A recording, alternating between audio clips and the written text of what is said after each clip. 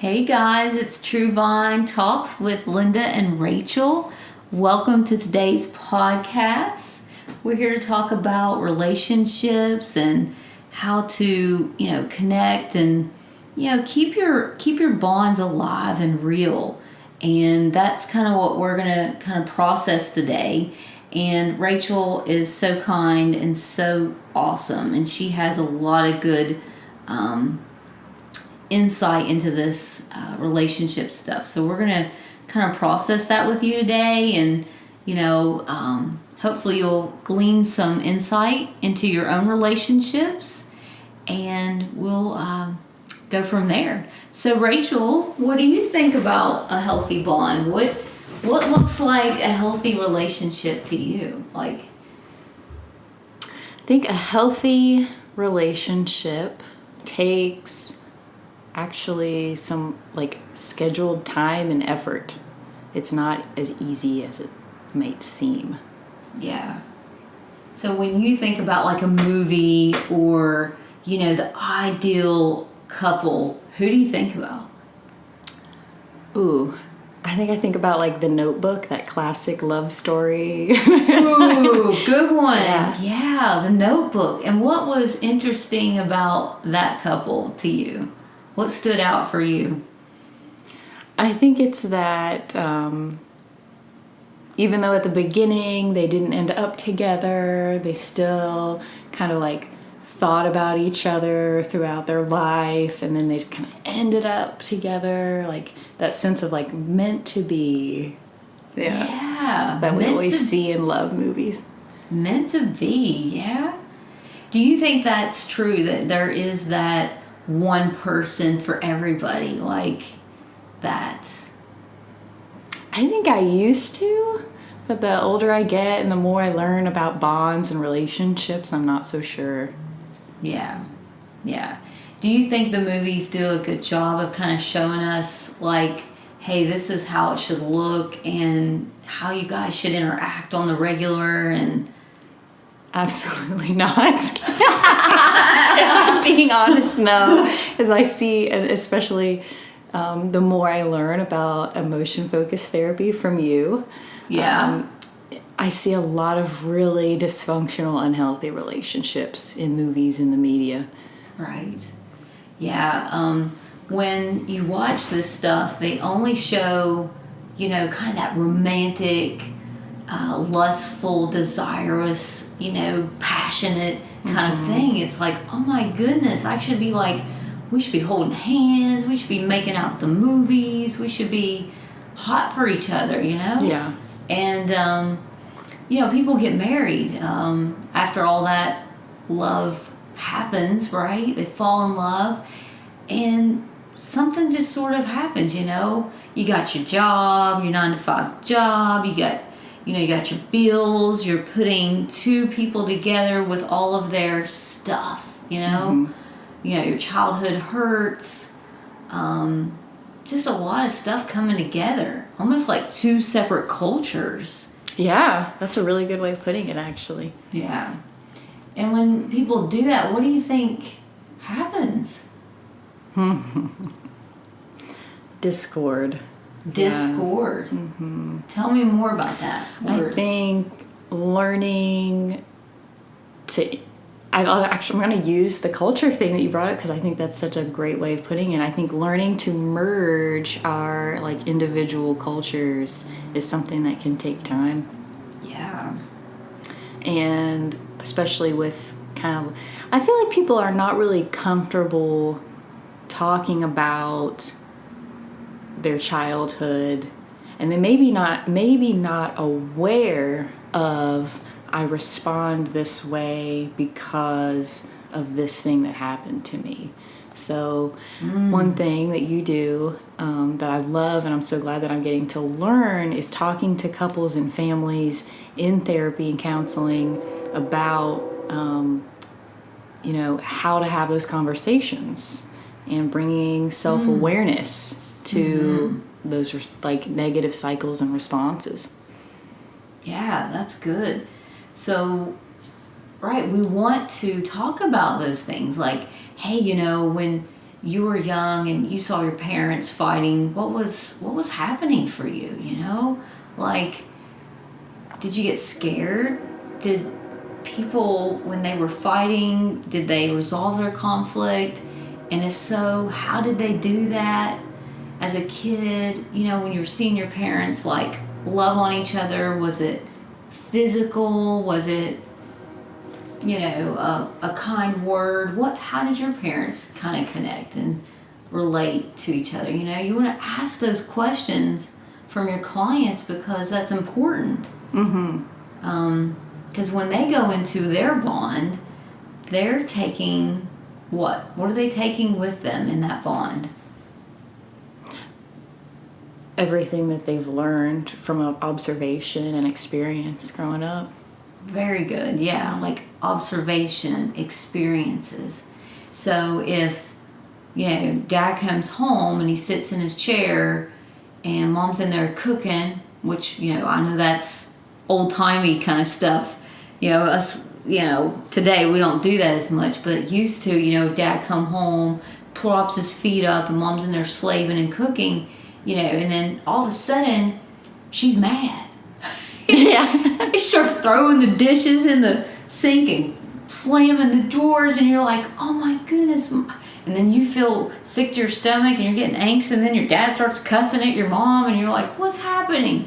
You know, I mean, what's going on? And so you see that relationship, and you're like, I don't get it. What are they fighting about?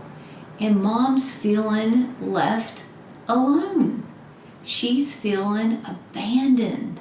She's feeling like nobody cares that I'm in here cooking for them and really being there for him. And all he does is come home, prop his feet up in his lazy boy, and act like I don't exist. Wow. Yeah. And you're sitting there as a kid watching that in action, and you're like trying to make sense of why mom's throwing the dishes and dad's cussing, right? Yeah. You don't know what happened. No. Yeah. But you're just like, wow, mom's crazy. What's going on? Yeah. And dad's what? He's yelling, cussing. Responding to mom's crazy. And then you're put into a position of fight or flight. Do I run from these people? What do I do? And so is this how people relate to each other? Do they fight like this? As a kid, you're seeing these things happen, and you think that's how they should be going, right? You don't know why they're fighting. You don't know that dad's exhausted and his boss was mad at him today because he didn't get all of his work done. You don't know what's going on as a kid. But everybody's got some unmet needs, some hurts in there, and in their interactions, it's playing out right before you, right? So when clients come to you, those experiences, how do you think they impact how they're interacting with their close bonds?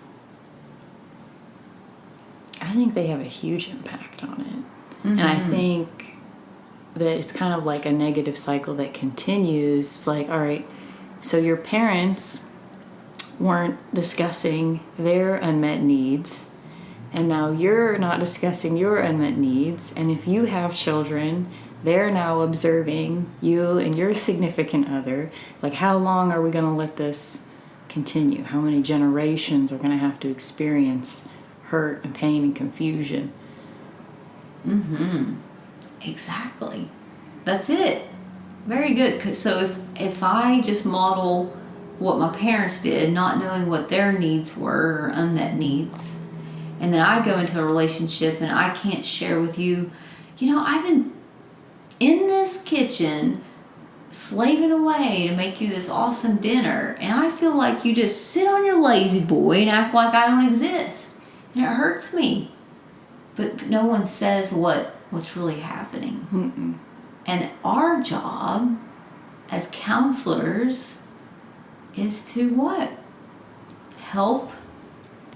Have that conversation.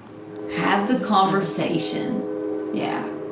It's like, you know, and when you get a couple to open up and say, when you come home and you just go in their garage and you start tooling around and you don't really see me, talk to me, acknowledge me, I feel alone. So in here, in counseling at True Vine, we get people to have conversations about what's really happening in those interactions. And I'm passionate about helping people do that. You know? Mm-hmm. What about you? How do you feel in helping people kind of have those conversations? I think it's awesome. I think it's life-changing. Mm-hmm. I think for them to develop the skill in session and kind of learn how to ask to get your needs met, because it's okay if you want a hug from your husband. Yeah. You know? Imagine that. Right. It's okay. And they can't read your mind, so sometimes you have to ask. And you know what? You know what to happens ask. in session when people say that? Well, they should already know. Yeah. And I think that's what the movies, show us maybe. Like, oh, we're in sync, we're in love, we finish each other's sentences, and just real life is not like that. Yeah. So. Yeah. You're right. And when people say, well, they should already know that's what I want. How would they know that's what you want? He doesn't know that you feel alone and abandoned all day, that you didn't have any conversation with anyone, any meaningful conversation. He thinks that maybe you went to lunch with your girlfriend that day, or that you had some good, meaningful dialogue with your coworkers. He's not sure. And then him, he's over there acting all mad and frustrated and wants to be left alone. And, he's got his unmet need of just, I need some rest because I didn't get it right at work. And I'm feeling like a failure right now, so I just need to go to my garage and Build something. So everybody's got their stuff happening, and it's just so important that as counselors we help people to share what their longings, their fears, and their unmet needs are. Mm-hmm. It helps build stronger relationships. And people fear getting real and vulnerable. Big time. Yeah. Do you think, here's a question that I have. Do you think that society kind of makes people feel like it's selfish to ask, to get your needs met? That's something that I've kind of questioned. Yeah.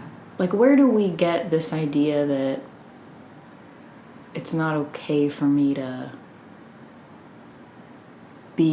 ask to be recognized and ask to be noticed? Ooh, that's deep. Yeah, I like that. So, in my experience, and in this Appalachian that I've grew up in, we were taught to be humble. Mm. Yeah? Yeah. And what does humility mean in Appalachian culture? Kind of just being unrecognized and not bragging and not showing off and kind of just being okay with the way things are. Mm-hmm. Being stoic. Yeah, sense of pride. Yeah. Not showing weakness to your fellow man. Like you just be humble and you just work and you don't get into how you're feeling. Feelings is scary. We don't talk about feelings. We just put our hand to the plow and go for it. We get it done. Work hard. We mask our pain in Appalachia. We mask a lot of pain. We also mask a lot of trauma. Big time. Yeah.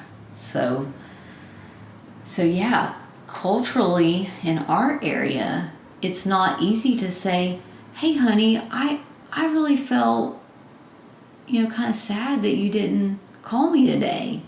Or I felt like I needed a hug, or, do you think I'm attractive? Because then it feels, wow, I'm opening myself up here. Mm-hmm. Yeah? And is that okay to do that? Was that being humble, or am I being selfish? Or needy. I don't want to be needy and clingy. Ah. And if I'm needy and clingy, that means what? What does it mean if you're a needy, clingy person? I'm going to be annoying and, in the way, and a pain. Yeah. So, but the attachment theory that Sue Johnson teaches us tells us that, of course I need you. Yeah. Yeah. I do need you. I do need to know that I matter and that you care. See, we've been taught the opposite. Like, oh, put your hand to the plow and suck it up, buttercup, and get over it. Okay, work hard, be self-sufficient. But the truth is, socially, we need each other. Yeah. Yeah. Human connection, basic human need. Yeah. Sense of love and belonging, acknowledgement. Mm-hmm. So in our interactions as counselors here at TrueVine, Rachel, what do you think you're going to do when you start working with couples and families and individuals? I think initially a lot of educating about what we've been talking about today, that it's okay to voice your needs and be acknowledged by your family, your significant other. Everybody has needs, and it's how we ask for them to be met that is key in building strong relationships. Cool. And how will you teach your clients to ask? How will you teach them to ask? By enactments. I want to make them practice in the room, and it'll be really awkward and uncomfortable for many. It is. They'll figure it out. We'll get there. Yeah. And we like to use what we call the empty chair technique in EFT for, individuals with Sue Johnson. That's the model that we like, and we use CBT here too, but EFT proves to be evidence-based and helpful. And the empty chair is, I'm going to put the significant other in the empty chair if they're not present. And I want you as a client to be able to share with that person, your deepest fear with them, and your longings that you have with him or her, right? Mm-hmm. So the empty chair technique is something I like to utilize quite often in therapy. And a lot of counselors use it in their treatment, and it's a helpful tool because the people that matter the most is what makes you feel good or bad, right? Yeah.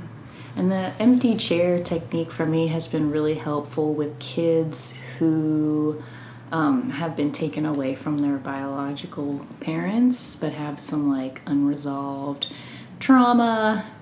So we can, talk to mom or dad or whoever and kind of resolve some of those issues. Yeah.